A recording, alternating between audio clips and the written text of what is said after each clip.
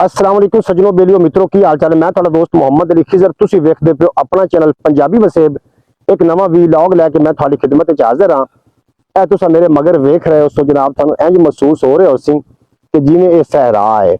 मेरे नाल मोहम्मद खान भी ने। अज असी जनाब 95 डी मुन्नी वाला जखीरा उस जगह पे असी मौजूद हैं। मोहम्मद खान भी आ रहा है। ए वेखदे पे मोहम्मद खान ही मेरे नाल की वेखदा वा ना मोहम्मद खान? पापा जी आए में कोई बड़ी शहरात बड़ी थल का इलाका जिवें नजर आंदा ना जी जी तरीके है। ये की है बड़ा पता तेन? ये बोरियां जी मैनू कोई नजर आने इन्हां दा की मतलब है पापा जी?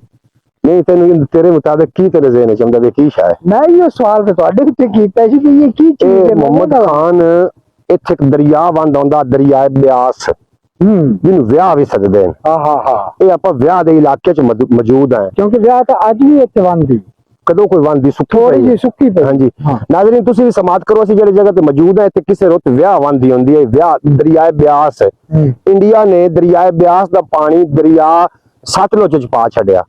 इत्थे फिर आबादियां हो गई गुजरगावां जेड़ियां दरियावां दियां हन उत्थे लोगों ने आबादियां कर लईयां। हुण ये सहरा तां नजर आंदा जित्थे हुण गिद्दड़ आबाद ने। हाँ हाँ हाँ बिल्कुल क्योंकि सारा सुंजा इलाका है।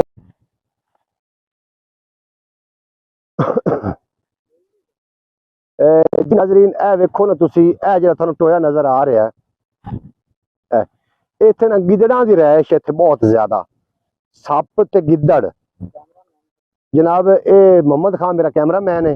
सप ते गिद्दड़ इत्थे जनाब बहुत ज्यादा ने। असी जेड़े इलाके च लगे फिरदे हैं और अगर खुदा ना खास्ता थानू इहो जे इलाके दे विच थोड़ा गुजरगाह होवे ते कोई हो सकता है कि कोई सप नजर आवे या कोई सप अल्लाह माफ करे किसी भी कुछ ना होवे सप अगर नस जाए ਉਹਦੇ वास्ते की करना है फटकड़ी लैके ਉਹਨੂੰ जनाब रखना है तवे दे उत्ते विच थोड़ा जिहा अक दा दुध चो के ना ते जिस फटकड़ी फुल्ला हो जाए अद्धी चम्मच पानी नाल जनाब तुसी वो इस्तेमाल करनी है।